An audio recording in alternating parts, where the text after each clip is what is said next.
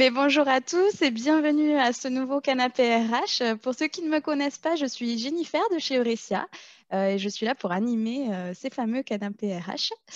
Euh, donc, je suis accompagnée également de Camille qui est derrière l'écran et qui est là en backup pour répondre à vos questions sur le chat éventuellement. Donc, n'hésitez pas. Donc, pour ceux qui ne connaissent pas encore le canapé RH, je vais faire une brève présentation pour que vous compreniez mieux le concept. Je vais présenter la petite présentation, voilà. Donc, le canapé RH, c'est quoi? C'est un événement où vous avez la parole. Ce n'est pas un webinaire classique, comme vous connaissez, où l'information est descendante. Ici, vous pouvez partager vos expériences, donner vos bonnes pratiques, poser vos questions. Euh, et c'est organisé par Eurecia. Eurecia, c'est un éditeur de logiciels RH. Nous sommes près de Toulouse. C'est un logiciel qui est là pour améliorer la performance des entreprises, mais aussi le quotidien des collaborateurs. Je vous invite à vous rendre sur notre site internet eurecia.com pour en savoir un petit peu plus. Concernant l'événement, pour bien que ça se déroule bien, pour le confort de tous, j'ai fermé les micros. Pour éviter les bruits de fond. Mais n'hésitez pas à l'activer quand vous voulez prendre la parole en bas à gauche de votre écran, simplement en cliquant sur le micro. Pour ceux qui ont une connexion un petit peu limite, je vous invite à désactiver les applications sur votre ordinateur. Normalement, la connexion sera meilleure. Et bien sûr, écoute et courtoisie pour tout le monde pour que tout se déroule au mieux. Donc pour cette nouvelle édition, j'ai voulu aborder un sujet qui est un peu plus axé sur le développement personnel en milieu professionnel, qui sont le pouvoir des habitudes. Dagmar et Maxime, qui sont présents avec nous de chez Vital Smart, qui se présenteront un peu plus tard, vont nous apprendre que nos habitudes influent sur notre efficacité. Donc, alors, comment changer ses habitudes pour améliorer son efficacité à soi, mais aussi celle de ses collaborateurs? C'est ce que nous allons tenter de répondre tous ensemble aujourd'hui. Donc, je vais laisser se présenter Maxime et Dagmar et ensuite, ils introduiront le sujet et ensuite, j'ouvrirai les discussions pour qu'on discute tous ensemble. Donc, Maxime, Dagmar, je vous invite à vous présenter. Merci Jennifer, donc bonjour à toutes, bonjour à tous. Je suis donc Fiona Maxime, je m'occupe de la partie marketing chez Vital Smart France. Dagmar qui se présentera tout à l'heure travaille également pour la société Vital Smart France.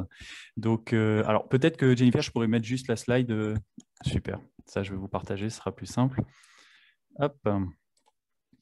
Donc, Vital Smart France, je vais vous présenter rapidement la société, vraiment en une minute pour que vous compreniez le contexte du pourquoi.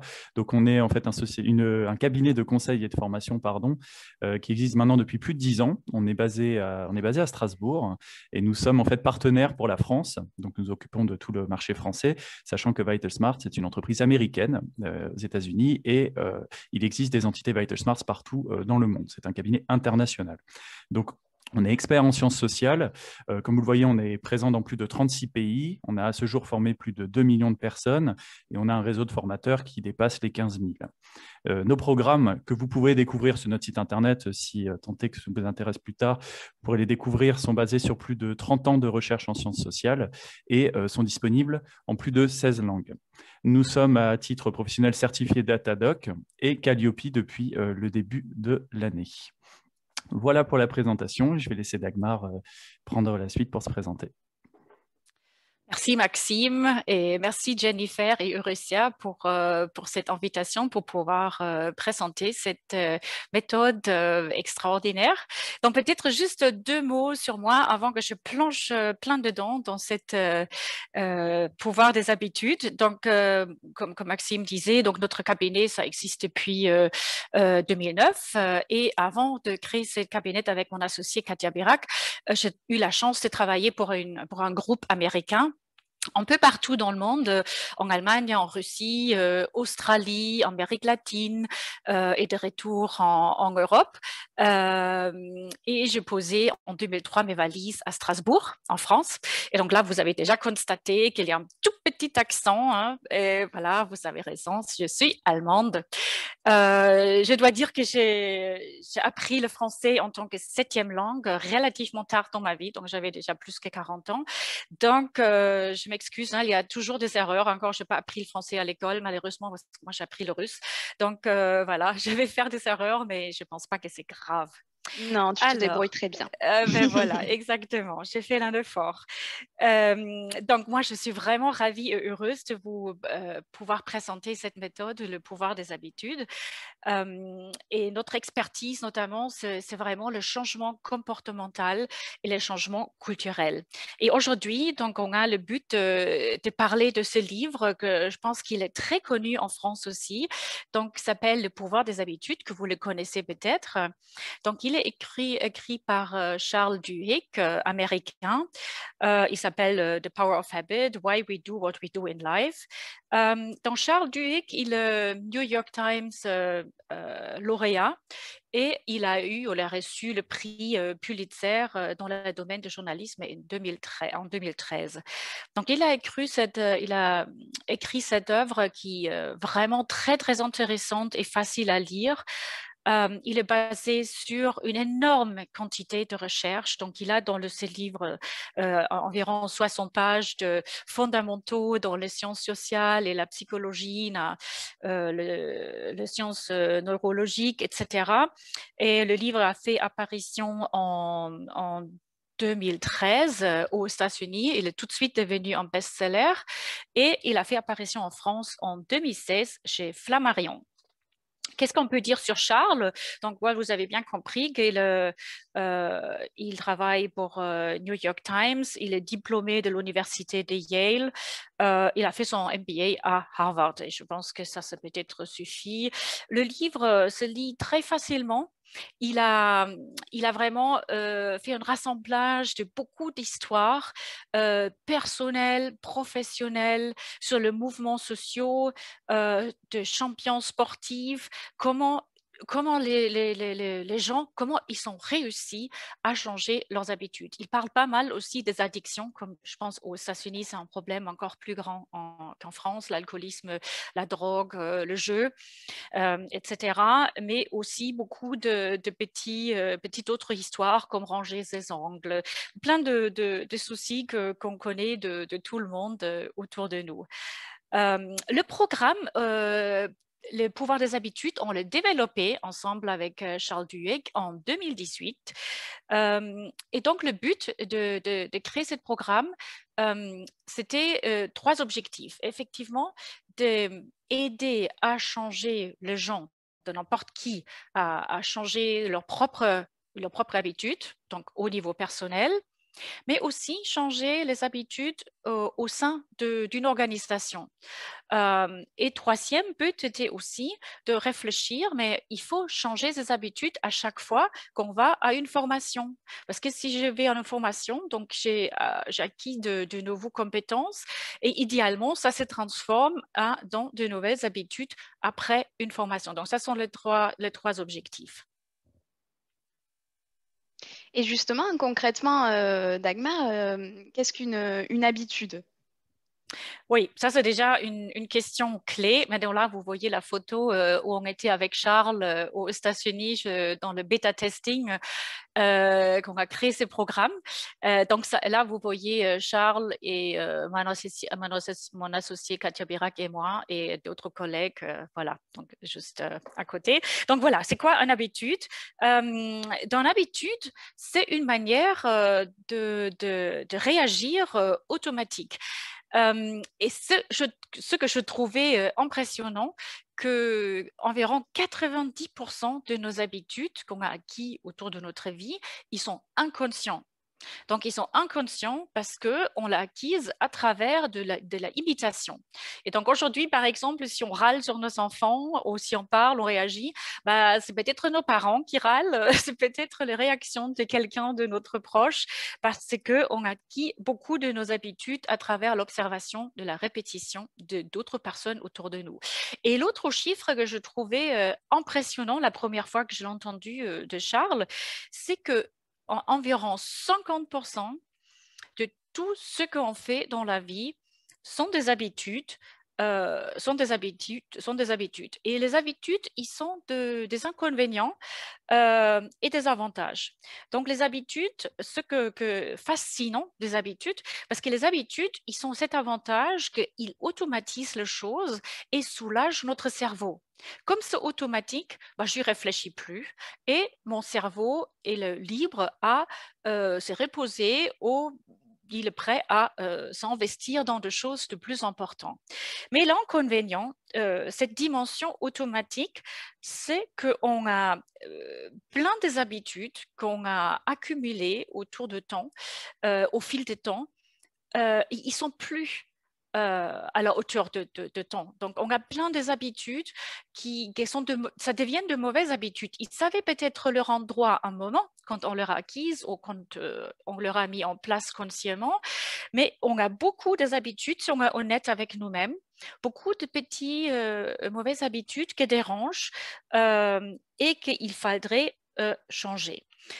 Juste un petit exemple, par exemple, si j'étais dans un rôle opérationnel et on m'a promu à un rôle de leader, voilà, il faut que je me défais de certaines habitudes opérationnelles, de peut-être trop d'attention aux détails, trop mettre les mains dans le détail au lieu de prendre mon rôle de leader et prendre voilà, un peu plus de recul stratégique. Et justement, au sein d'une entreprise, quelles sont les bonnes habitudes ou les mauvaises d'ailleurs? Comment Ouais, on bah, les je pense que décrypte? ouais, tout à fait. La liste est longue hein, si on pose la question aux auditeurs. Donc, des bonnes habitudes. Il y a plein de livres à regarder autour de vous, là, les Seven Habits of Highly Effective People. Là. Il y a plein de livres. Si vous regardez, si vous tapez habitudes sur Google, ça suffit pour trouver plein de bonnes habitudes à droite, à gauche. Et on a très vite une liste des centaines des habitudes. J'ai listé quelques-uns là. Par exemple, planifier sa journée. Donc, voilà, je pense que c'est la base. C'est écouter activement. Donner et demander des feedbacks dans les organisations et dans les entreprises, c'est extrêmement important. C'est dire des choses, donc parler au lieu de se replier sur soi-même. Finir ce qu'on commence, c'est permettre des erreurs et apprendre de ces erreurs. Fêter les réussites, s'occuper tout de suite de problèmes, apprendre tout le jour quelque chose, donc en plus dans le sens l'entreprise apprenant, des réunions courtes et efficaces, hein, c'était l'idée Jennifer qu'on a échangé, donc voilà, c'est très important. J'ai mis aussi faire une priorité de notre santé, parce qu'on sait très bien, pour être performante au travail, il faut avoir de l'énergie. Et c'est pour ça qu'il y a 3 autres bonnes habitudes: dormir la bonne quantité pour se sentir en énergie, une activité physique tout le jour et manger équilibré et de bonne quantité. Et j'ai ajouté aussi, bon, il y a aussi de bonnes habitudes en leadership. Hein. Je ne vais pas les lister, mais il y a plein de choses. Voilà, ça sont de bonnes habitudes. Maintenant, voilà, je pense que la question, c'est aussi comment on peut se défaire d'une habitude. Parce que je pense qu'on a les 2 objectifs. Parce que là, on a beaucoup d'auditeurs qui sont dans une responsabilité ressources humaines. Et je pense qu'avec le chapeau ressources humaines, je pense qu'on a peut-être un intérêt de réfléchir quelles sont les mauvaises habitudes dans une organisation, dans une entreprise, et quelles sont les bonnes habitudes. Et c'est très intéressant qu'on peut se défaire de mauvaises habitudes au niveau individuel, mais aussi au niveau de l'entreprise. Et pour cela, il faut être les scientifiques et l'objet à la fois. Donc, il faut savoir analyser cette boucle d'habitude que vous voyez sur l'écran. Et ça, c'est notamment la boucle, la méthode de Charles Duhigg, de voir la routine de la manière suivante. Donc, il explique dans le livre, pour chaque routine, on a, donc, bien sûr, la routine, soit c'est la mauvaise habitude ou la bonne habitude, et il y a toujours, avant que cette routine se déclenche, un signal. Et si vous voulez, le signal, c'est une espèce de déclic que donne le signal à notre cerveau de déclencher cette routine. Et donc, on déclenche la routine et tout de suite, après la routine, on a une récompense. Et la récompense, c'est très important et joue un rôle clé dans cette boucle d'habitude parce que, si vous voulez, c'est presque la raison pour laquelle on agit cette routine. Et donc, ça peut être une récompense intrinsèque ou extrinsèque.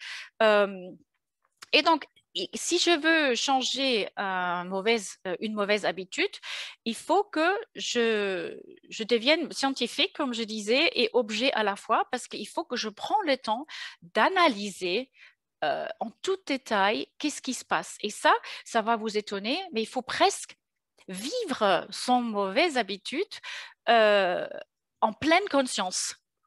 C'est-à-dire, si j'ai une mauvaise habitude, il faut bien que je le vis encore une fois et je le regarde de très proche pour identifier, pour savoir si quand que je fais cette mauvaise habitude, dans quel moment de la journée, avec qui, où, ou est-ce qu'il y a une émotion qui est liée à cette mauvaise habitude? Est-ce qu'il y a un lieu spécial ou des personnes qui sont liées à cette habitude que me donne le déclic? Et donc là, il faut se prendre du temps parce que parfois, ce n'est pas si simple à identifier. Et l'autre partie que peut être une challenge, c'est de se rendre compte, c'est quoi la récompense derrière? Qu'est-ce que j'ai gagné? Qu'est-ce que me fait tenir cette mauvaise comportement, cette mauvaise routine, ou la bonne, hein, pour comprendre quel est le bénéfice pour moi, émotionnellement, physiquement, quelle satisfaction je peux en extirer. Et je me suis dit, peut-être, on pourrait regarder un mauvais exemple que je pense que c'est très quotidien, le portable dans la voiture. Donc, quand je suis dans la voiture, je vois pas mal du monde dans la voiture que prendre leur portable. Qu'est-ce qui se passe là? Donc, déjà, on est dans la voiture, on roule, hein, et il y a un signal. C'est quoi le signal? Je pense que c'est très clair. On a son portable, déjà, son portable probablement bien visible quelque part. Et il y a certainement le son de messagerie que sonne. Et ça donne le déclic que je prends le portable. Donc, la mauvaise habitude, je le prends. Il y a peut-être un message et ça peut être pire que je le lise pas seulement, mais je réponds aussi. Donc, je réponds. Et la récompense, donc là, la question, c'est quoi la récompense? Pourquoi je le fais? Parce que inconsciemment, je sais que je ne devrais pas le faire. Je le sais. Mais qu'est-ce qu'il y a derrière en tant que récompense? Et si on analyse, c'est peut-être pas exactement la même chose pour chacun parmi nous, parmi vous. Ça peut être que je me sens génial. Je dis, mais voilà, moi, je suis maître, je sais très bien rouler, je sais bien conduire et je suis très bien en multitasking. Je sais faire deux choses à la fois et ça se passe très bien. Et peut-être une autre chose, un besoin profondément en moi, la curiosité. Donc, il y a un son, le clic, le déclic, et je veux savoir qu'est-ce qui se passe. Donc, je pense que ça peut être quelque chose de urgente, d'importante, et je veux savoir. Donc, il y a plusieurs choses derrière, mais il faut bien prendre le temps d'analyser ces choses. Donc, maintenant, la question, comment on peut se défaire de mauvaises habitudes? Et là, Charles, il explique aussi très, très bien. Donc, ça repose bien sûr sur cette boucle que vous avez devant vous. Donc, pour désapprendre une mauvaise habitude, il y a 5 étapes. 5 étapes. Donc, déjà, il faut sortir de déni. et je vais expliquer tout de suite qu'est-ce que c'est. Je vais juste lister les 5 étapes. Donc, sortir de déni. Deuxième, déterminer une routine. Déjà, identifier la mauvaise routine, identifier une nouvelle routine. Identifier le signal, le déclic, c'est quoi que fait déclencher les mauvais comportements ou le bon comportement. Identifier les récompenses et le rendre habituel. Et donc, très vite, je vais vous expliquer ces 5 étapes. Et donc là, on parle de sortir de déni. Et ça, c'est une chose qui est très, très importante parce que je pense que si nous sommes honnêtes avec nous, d'une manière ou l'autre, nous sommes tous dans le déni avec certaines de nos habitudes. Donc là, la définition dit, c'est quoi le déni? C'est l'intervalle de temps qui écoule entre le moment que je sais que je dois changer et que je change actuellement. Si maintenant je vous pose la question, pour vous, c'est quelle habitude que vous voulez changer depuis longtemps? Et vous pouvez peut-être déjà le mettre dans le chat pendant que je continue à parler. Quels sont les comportements que vous souhaitez changer depuis longtemps? Donc, ça veut dire qu'on est dans le déni parce que je sais que je dois changer quelque chose et je ne le fais pas. Par exemple, je me suis dit, là, on est encadré par les RH, donc peut-être apprendre sur la digitalisation. Mais on ne le fait pas. Ou il faut s'en servir d'un Shared Global Service Center, mais on ne s'est jamais intéressé pour savoir comment ça fonctionne réellement. Ou peut-être au niveau personnel, on sait qu'il faudrait faire plus de sport, mais on ne le fait pas. Ou on sait qu'il faudrait passer plus de temps avec la famille, ou on souhaite passer plus de temps avec la famille, mais on bosse jusqu'à 20 heures de soir ou même plus. Travailler moins. Donc, ça peut être de déni. Et important de savoir aussi, plus de temps qu'on reste dans ce déni, plus que c'est difficile d'en sortir. Donc, plus des années on passe dans le déni, plus c'est difficile à sortir. Donc, plus vite que je sorte dans mon déni, plus facile c'est. Voilà. Qu'est-ce que je vois là? Attendez, je vais regarder. Oula, on a bien des réponses déjà dans la Arrêter de boîte. fumer, procrastiner, faire du sport, arrêter de consulter ses mails, passer plus de temps en famille, regarder le téléphone au volant. Ouais, exactement. Et ça sont exactement le moment où il faut, je pense que la première chose, et c'est pas là dans nos techniques, mais il faut se prendre de temps pour soi-même. C'est pour ça que je répète encore une fois, il faut être le scientifique, l'objet à la fois, c'est-à-dire qu'il faut se prendre de temps avec soi. Si je suis dans mon rouleau de hamster et je me prends pas le temps parce que je bosse comme une folle, je prends pas le temps de réfléchir sur qui je suis, pourquoi je fais ce que je fais, ça ne va pas faire l'affaire. Donc, il faut vraiment mettre un peu de temps à côté pour se comprendre. Donc, première étape, sortir de déni. Et on va revenir peut-être le syndrome de l'imposteur au travail, donc soumis, arrêter de se soumettre. Ben voilà, tout à fait. Ça sont tous de choses qu'il faut comprendre pourquoi je fais ça. Qu'est-ce qu'il y a derrière? Pourquoi je consulte mes mails tout au long de la journée, même quand je suis à table de dîner avec ma famille? Pourquoi je fais ça? Et la méthode va vous aider, c'est ça la bonne nouvelle. Là, on a vraiment une méthode solide avec beaucoup de fondamentaux derrière que va vous aider à sortir de ces dénis. Donc, deuxième étape, une fois que j'ai compris que j'ai de mauvaises habitudes, c'est peut-être, j'ai pas de mauvaises habitudes, peut-être je veux juste installer des habitudes pour être plus performante, plus efficace, ou je me sentir mieux en tant que mieux dans ma peau, meilleure santé, meilleur équilibre, plus d'énergie. Donc, il faut en deuxième étape déterminer la routine. Déterminer la routine et là aussi donc là, une bonne routine, ça peut être planifié, ou voilà, mieux planifié, mieux respecter le délai, moi regarder le mail. Donc, je fais les deux choses. Je regarde quelle est la mauvaise habitude et je décide avec quelle bonne habitude je veux la remplacer. Parce qu'une chose est claire, on ne peut pas briser une mauvaise habitude. On ne peut pas juste les casser. On peut juste le remplacer. Donc, l'étape, je dois être claire sur la mauvaise habitude que je veux arrêter et à la fois, je dois définir avec quoi je veux le remplacer. Quelle est la bonne habitude?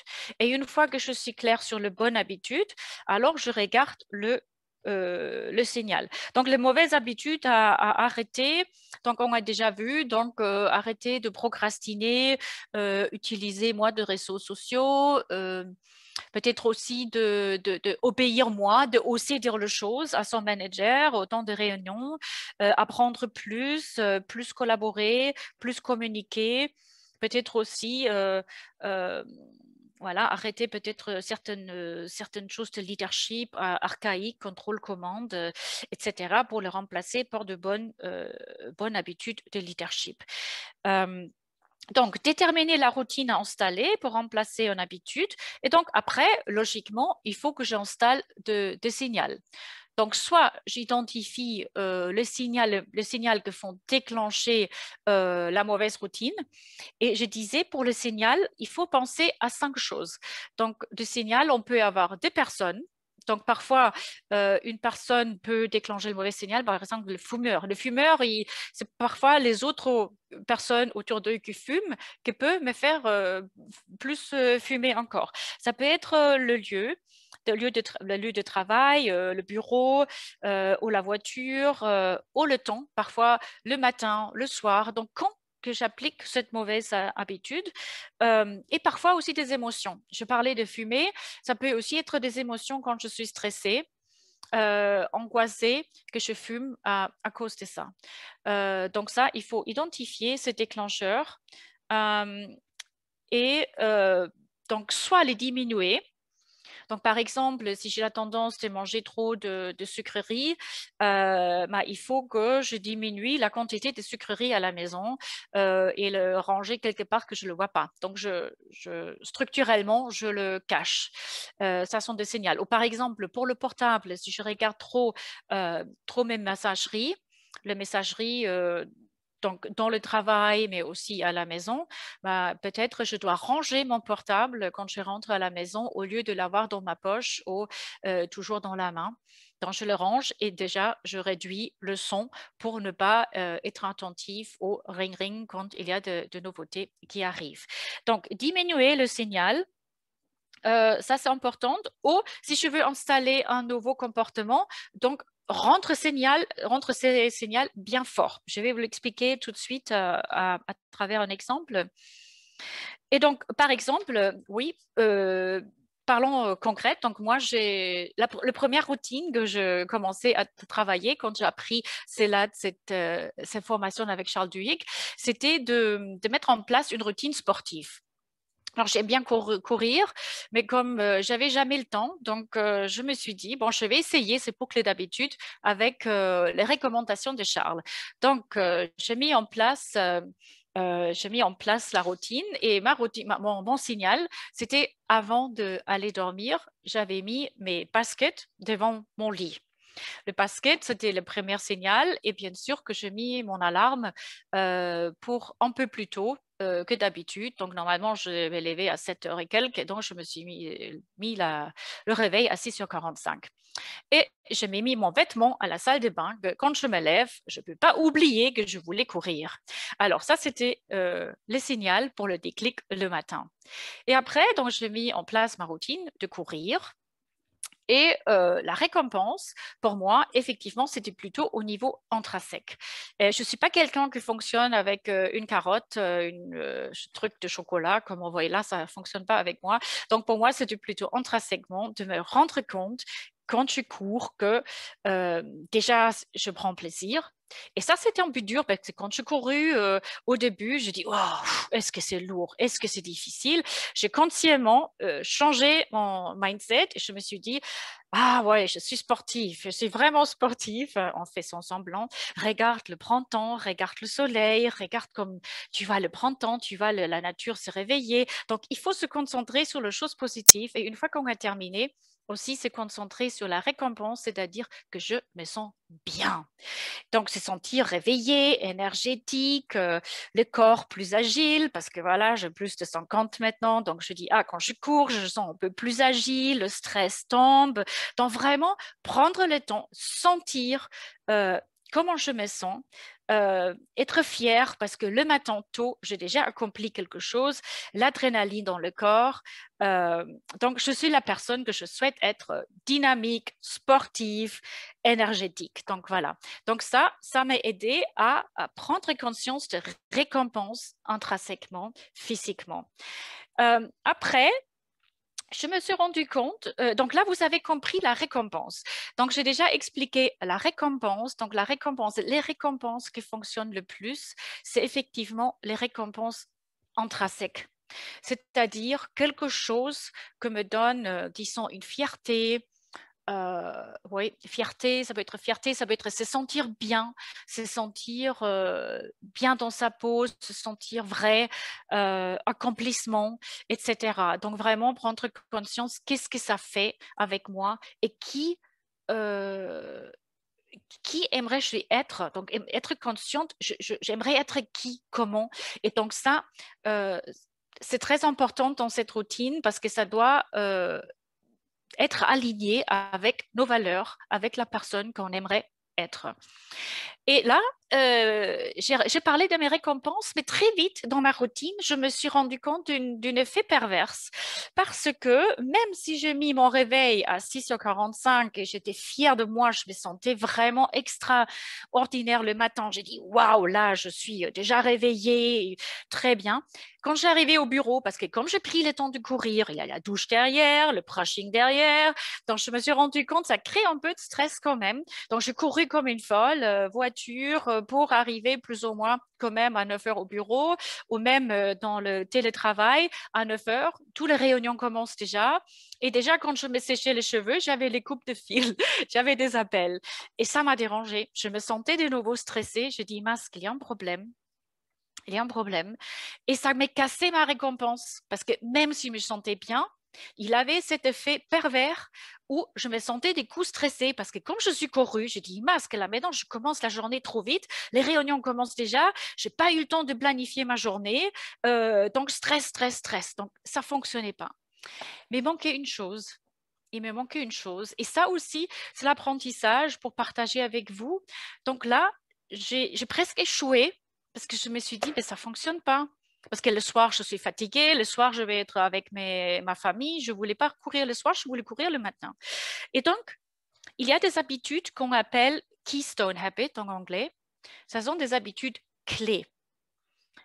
Les habitudes clés, c'est une chose que Charles il explique aussi dans le livre.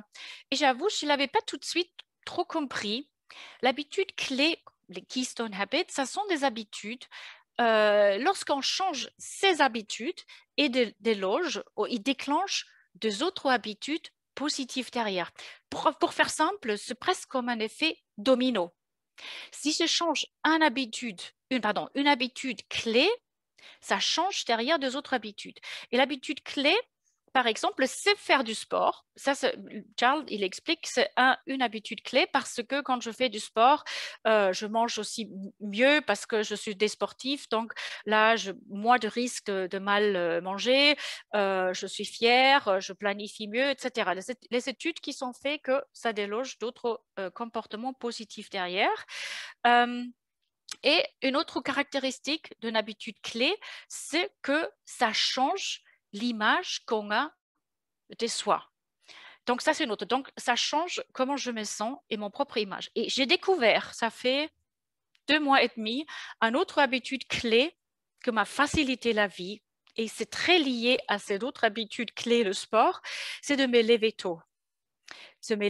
Parce qu'en analysant un peu plus mes habitudes, je me suis rendu compte que j'aimais bien dormir. Mauvaise habitude. Je dormais de trop. Donc, je dormais environ 9 heures par nuit parce que je me suis dit, bon, j'ai besoin de ça. Et voilà, en m'analysant, je me suis rendu compte qu'avec 7 heures, je peux très bien faire. Et parfois, je me sens mieux après 7 heures de sommeil que 9. Donc, ça fait 2 mois et demi, j'ai essayé de me lever à 5 heures du matin. Parce que j'avais beaucoup de travail, beaucoup de stress et je n'avais pas d'autre solution que me lever tôt. Et quand je me suis levée tôt, j'ai découvert une chose que ça m'a impacté énormément, que ça m'a facilité la vie. Donc, du coup, je trouvais le temps pour faire du sport. Le matin, très tôt, je me lève à 5 heures, je suis devant mon ordinateur en pyjama, c'est génial, que moi, mon ordinateur, la lumière bleue, phénoménal. 2 heures de travail concentré. En 2 heures de travail concentré, j'ai planifié ma journée. J'ai déjà fait le pire de la journée, le gros truc dans la journée. J'arrive pas avec toutes ces interruptions. J'ai eu de travail, 2 heures de travail intensif, réussite. Donc, ça me facilite la vie. À 7 heures du matin, je réveille ma famille, je peux faire mon sport, ma douche et j'ai déjà commencé la journée. Ça glisse et ça fonctionne génial. Et donc là, j'ai découvert une habitude clé, c'est-à-dire se lever tôt. Voilà, ça dépend. Donc ça, et donc ça a créé de récompenses émotionnelles en moi. Donc je me sentais bien organisée, accomplie, vraiment fière parce que j'ai réussi, la sensation de réussite. Voilà, donc ça, c'était identifier le signal et la récompense. Je regarde mes notes, qu'est-ce que je voulais vous raconter autre chose? Ah oui, la dernière étape, donc vous avez bien compris la récompense, dernière étape, rendre habituel, donc logique pour transformer un habitude en routine, c'est la répétition. C'est la répétition et souvent les gens demandent combien de fois, combien de temps ça prend. Et donc, il la recherche, j'avais encore en préparation de cette session regardé encore de nouvelles recherches, parce que nous, on disait toujours minimum 21 jours, mais il y a des recherches qui disent que ça peut être jusqu'à 250 jours aussi. Et c'est vrai, la bonne question, c'est pas combien de temps ça prend. La bonne question, c'est combien de répétitions ça prend.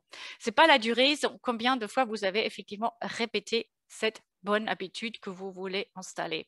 Et donc, entre 21 jours ou 200, 300, ça dépend des challenges. Hein. Si quelqu'un veut commencer à boire 1 litre de l'eau par jour, mais je suis sûre, après 21 jours, vous l'avez acquise sans problème.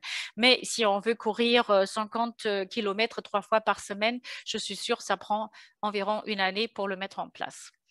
Voilà, maintenant, je pense que c'est peut-être le temps pour des questions. Oui, super. Merci Dagmar pour cette belle présentation et cette explication. Effectivement, ben, j'invite les participants à poser leurs questions sur leurs habitudes, justement. Est-ce que certains d'entre vous voudraient qu'on discute d'une habitude en particulier, peut-être?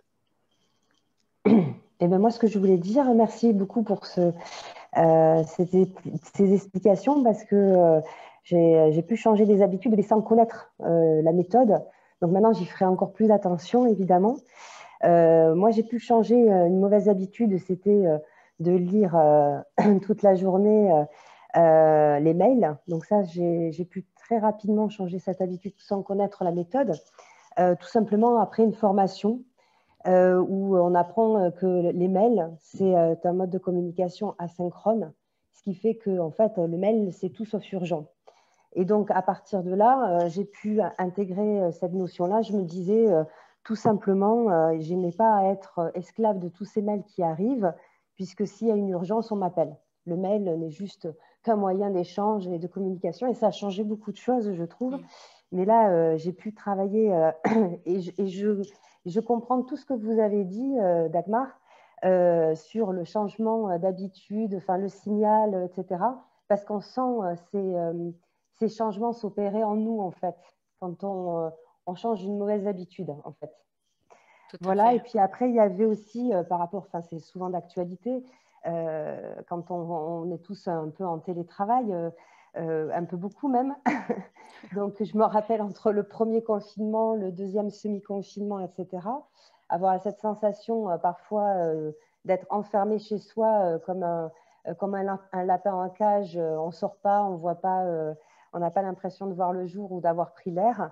Et donc, aussi des changements, je me suis écoutée là pour le coup, pour pas tomber en fait un peu dans ce qu'on peut appeler le burn-out un peu de manière facile, parce qu'il y a des personnes qui ont, enfin, comme moi j'ai cette mauvaise habitude de ne pas me fixer des limites et qu'on voit effectivement le temps de travailler en télétravail est beaucoup plus intense et plus long que quand on est au bureau. Tout à fait. mais parce qu'on a des rythmes aussi qui sont séquencés. On doit aller au bureau, on doit partir du bureau. Et ces périodes-là, on ne les connaît pas en télétravail. Et donc, je me les suis créées en tout cas. Quand il y avait effectivement le confinement, ben, au lieu de, comme on ne pouvait pas sortir à 18 h, ben, je m'imposais, entre guillemets, de sortir à 16 h pour prendre de l'air et justement casser ce rythme-là et ne pas tomber systématiquement dans une période de travail qui n'est pas tenable en termes de santé, évidemment. Voilà.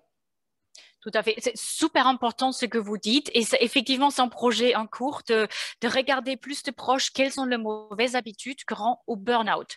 Parce que je pense que là, on peut faire beaucoup, beaucoup en prévention, de rendre conscience pour les gens qu'il y a certaines habitudes, notamment en télétravail, et je me vois je vois les risques que ça présente d'avoir, là, je suis au salon, dans mon ordinateur, et au salon, dans le risque de se remettre après le dîner à l'ordinateur, continuer, c'est un risque énorme. Donc, il fallait, si on suit vraiment le conseil, ranger l'ordinateur, ranger que ce signal, diminuer le signal que l'ordinateur est toujours accessible, le ranger complètement, le mettre vraiment ailleurs, hors salon, dans la poche, je ne sais pas où, dans un coin où on ne le voit pas, pour qu'on puisse dire, voilà, j'ai terminé, c'est 19 h, j'arrête mon travail, je suis à la famille, je m'arrête, parce que le risque, vraiment, et je pense qu'il y a beaucoup de monde qui a la tendance de, comme moi, peut-être se lever tôt, mais travailler 2 fois plus, parce que pas seulement se lève tôt, mais il travaille aussi jusqu'à 22 h du soir, ou même plus.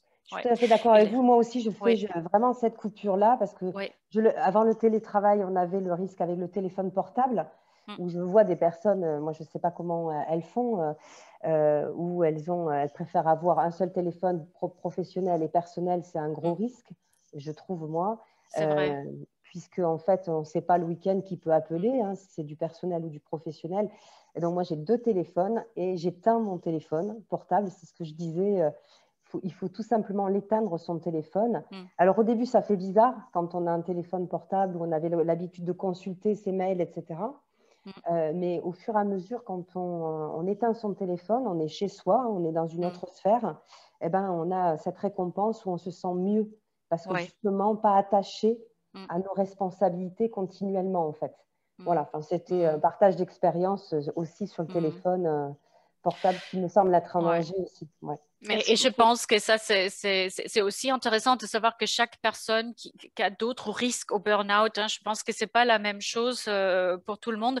Et c'est pour ça que c'est important que chacun connaisse ce levier. Et vous avez vu, c'est pas trop compliqué. Il faut juste prendre conscience, il faut comprendre comment fonctionnent ces boucles.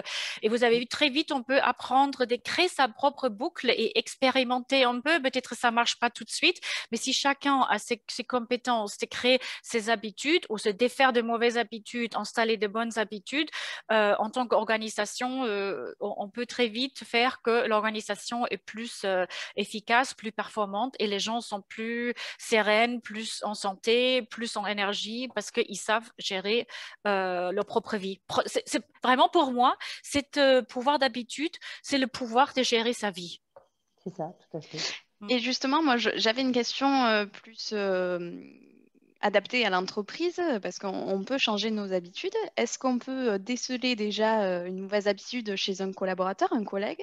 Et si oui, est-ce qu'on peut l'amener à changer une habitude? Comment?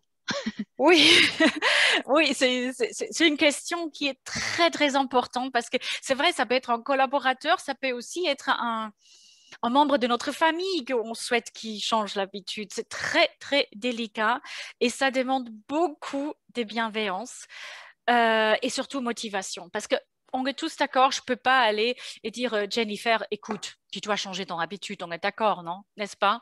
Donc, ça ne va pas le faire l'affaire. Donc, il faut bien réfléchir comment je peux aborder le sujet avec la personne avec beaucoup de bonnes intentions, de bienveillance et dire voilà Jennifer, est-ce qu'on pourrait se parler je observais quelque chose que je pense que ça pourrait potentiellement t'aider. Est-ce que c'est OK qu'on en parle? Est-ce que c'est OK que je te donne un peu de feedback?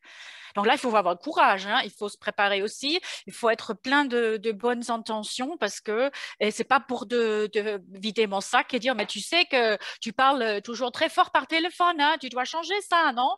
Non, mais voilà, il faut dire que voilà, mais je constatais que quand tu parles par téléphone, tu lèves ta voix et ça ouais, je avoue que ça m'a dérange un peu. Et je peux m'imaginer que ça pourrait déranger d'autres personnes aussi. Est-ce que c'est OK que qu'on en parle? Voilà. Et on voit comment on réagit, comment réagit la personne en face. Et ben, mais tu sais que voilà, ça peut impacter les collègues et peut-être tu n'es pas conscient de tout. Voilà, il faut engager la conversation et aider la personne de trouver sa motivation de changer l'habitude parce que je ne change pas mon habitude parce que quelqu'un me demande.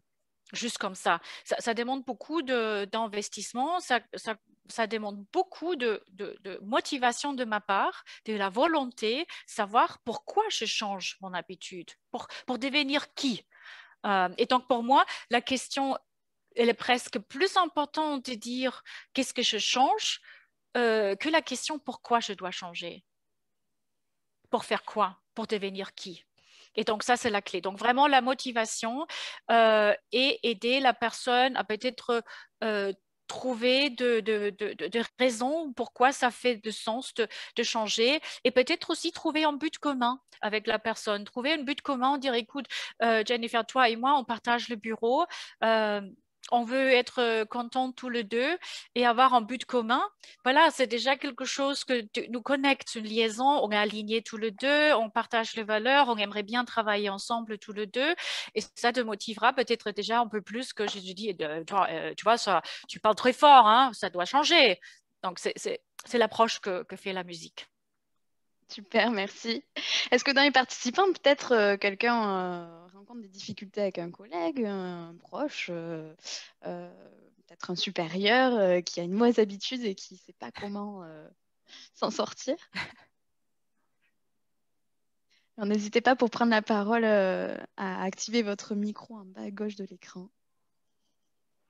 Oui, parce qu'en tant que RH, c'est peut-être aussi une bonne chose d'être conseiller, de pouvoir aider ses collaborateurs dans l'entreprise. Prendre conscience, peut-être aussi réfléchissez en tant que RH, quelles sont les mauvaises habitudes dans l'entreprise. Parce que si on réfléchit, la culture d'entreprise, c'est l'ensemble des habitudes des personnes qui travaillent, c'est l'ensemble des habitudes, comment on fait les choses. C'est l'ensemble comment on fait les choses dans l'entreprise.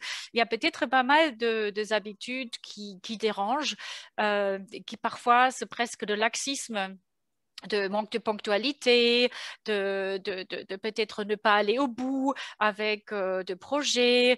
Qu'est-ce que ça peut être autre chose qu'on veut changer dans l'entreprise, de se dire des choses, de se donner plus de feedback. Je pense qu'il y a plein de chantiers qu'on pourrait engager et l'important que quand on pense culture d'entreprise, là pareil, d'avoir quelque chose en commun.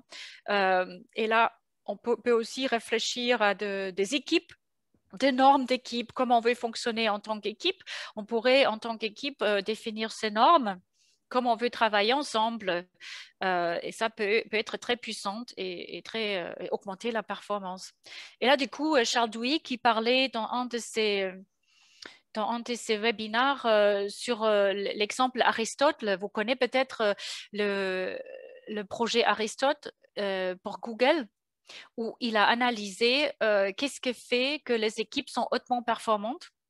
C'est très intéressant cette étude parce que Google, il a mené cette étude à travers de 8000 personnes, je me rappelle bien, pour savoir qu'est-ce qui fait que les équipes au travail sont hautement performantes. Et voilà, ils avaient des hypothèses. Est-ce que c'est la diversité, peut-être mettre ensemble différentes cultures, différents types de personnalités, etc. Et intéressantement, c'était rien de tout ça. C'était ni la quantité homme-femme, rien de tout ça. Il y avait 3 choses qui sont sorties comme importantes pour la productivité d'un high-performing team. c'était déjà qu'il faut avoir des normes dans une équipe. Donc, avoir des normes, c'est important.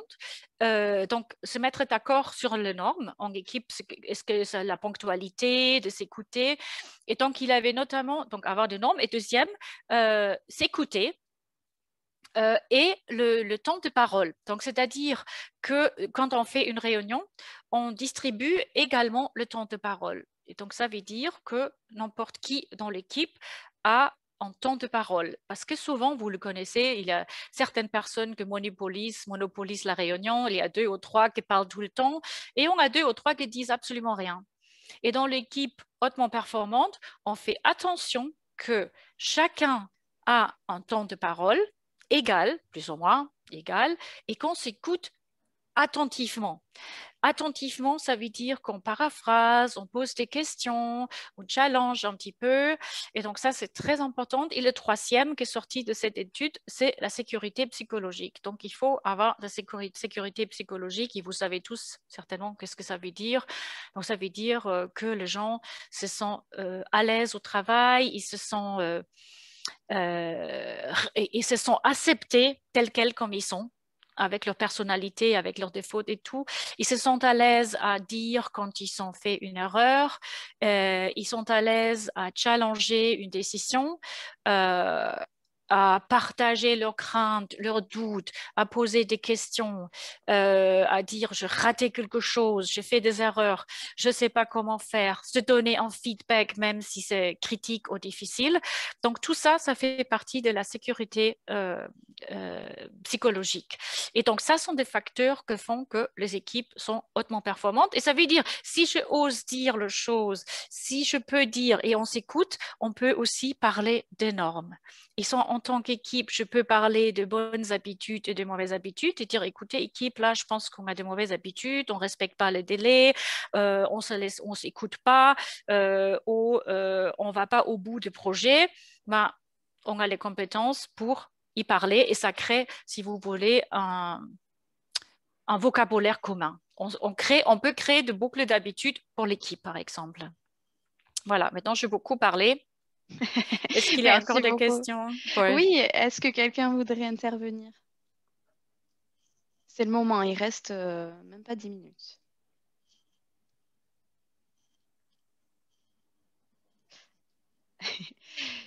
Non, mais c'est très bien. Enfin, ça aussi, pareil, pour l'équipe hautement performante, hein, on peut le voir au sein de notre équipe RH, où on voit effectivement des gens qui prennent plus la parole que d'autres, et pourtant la volonté, c'est que tout le monde puisse intervenir.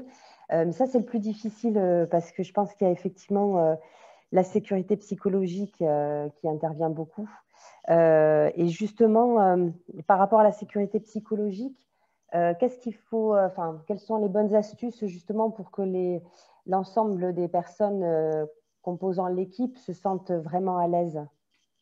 Ou ce qu'il ne faut pas, justement. Vous avez donné quelques exemples, mais...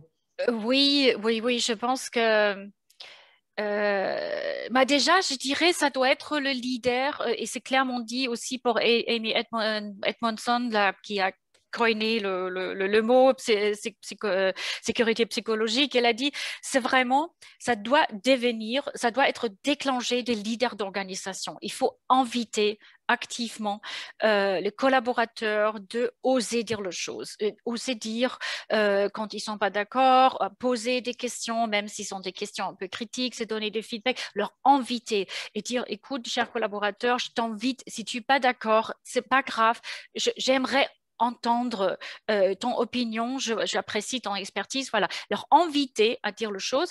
Et deuxième chose que je dirais que est fondamentale, parce que pourquoi les gens ne osent pas dire les choses? Il y a beaucoup d'études qui ont été faites. Le plus grand problème dans les sociétés aujourd'hui, dans les entreprises, c'est le silence.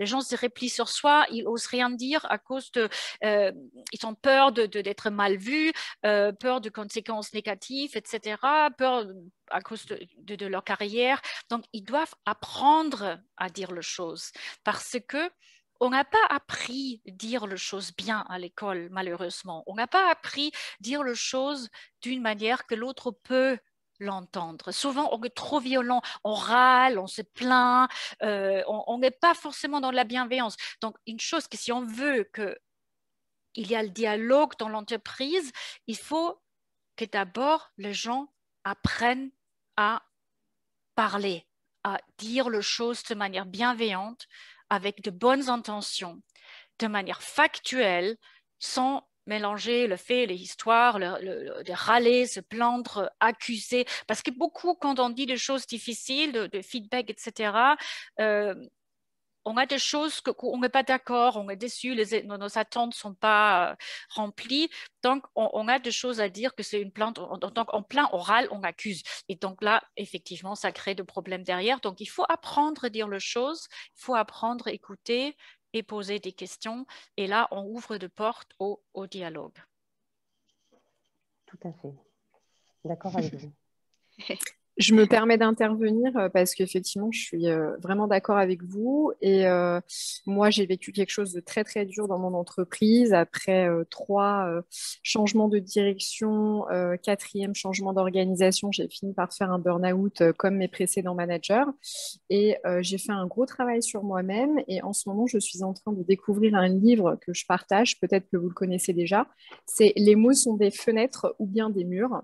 Et c'est une initiation à la communication non violente. Et effectivement, je pense que dans l'entreprise, ça pourrait beaucoup aider de personnes. Alors, malheureusement, quand on a un management ultra directif et que le leader n'est pas là pour insuffler de la transparence, une dynamique et qu'on se bat seul face à tous, c'est un petit peu compliqué. Mais c'est vraiment quelque chose, je pense, d'intéressant à partager et qui permet de changer sa vision de comment analyser, comment communiquer avec bienveillance en étant vraiment davantage porté sur le ressenti, le besoin de l'autre et savoir s'exprimer sans crainte, en fait. Oui, tout à fait. Vous pouvez nous redire le nom du livre, Mélanie ? Oui. J'aimerais aussi le noter ou le mettre dans le chat. Oui. Alors, c'est « Les mots sont des fenêtres ou bien ce sont des murs » de Marshall Rosenberg. Et c'est l'initiation à la communication non violente. Vous tapez ça sur Amazon ou n'importe quoi sur Internet, vous trouvez bien. D'accord. Très bien. Je peux le mettre dans le chat si vous voulez. Merci, oui, avec plaisir. Oui, parce que les mauvaises habitudes, beaucoup de gens, comme je m'intéressais dernièrement sur le burn-out, je crois une mauvaise habitude, c'est ne pas savoir dire non. Les mauvaises habitudes, c'est de peut-être accepter trop les demandes parce qu'on veut bien faire et on ne se rend pas compte qu'on ne peut pas plaire tout le monde. Et voilà, dire non, savoir dire non, c'est une compétence qu'il faut parfois acquérir et de le dire de manière bienveillante aussi. Effectivement, et au-delà de savoir dire non, parce que pour le coup, moi, je l'ai dit plusieurs fois, c'est derrière qu'on soit en lien avec les conséquences. C'est dire non, mais si on n'est pas entendu, si le management veut quand même et qu'en fait, la coupe est pleine, que ça fait trop, savoir poser ses limites et en termes de bien-être personnel, se les imposer quelque part et les respecter. Parce que souvent, parfois, on débat, on n'est pas d'accord en tant que manager, on dit non, mais finalement, si le niveau hiérarchique au-dessus et le PDG s'y met en disant c'est comme ça et c'est pas autrement, ça devient compliqué. Donc après, c'est un choix personnel de rester dans l'entreprise ou de se dire qu'on n'est plus en lien, on n'est plus connecté avec ses valeurs personnelles et agir.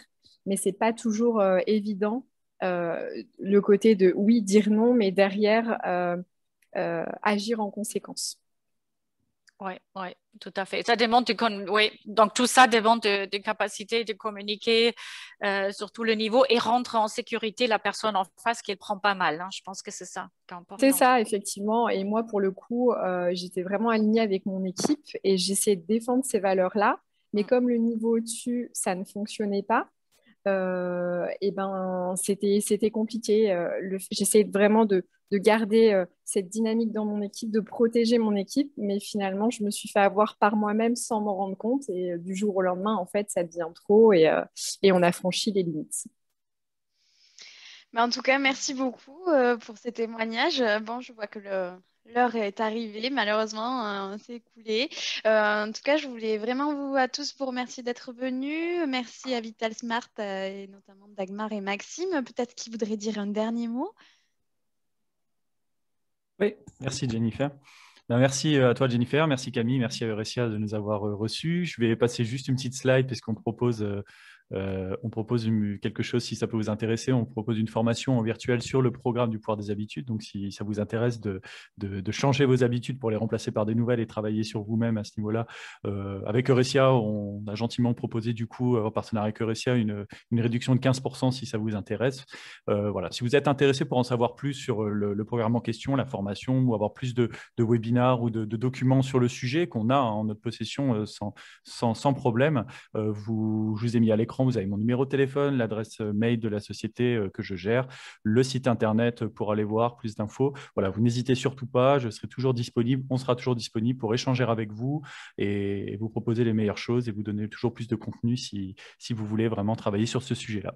Merci Maxime. En tout cas, je mettrai toutes les informations que Maxime et Dagmar nous ont partagées aujourd'hui dans le compte rendu écrit que vous allez recevoir, ainsi que le replay vidéo par mail d'ici quelques jours.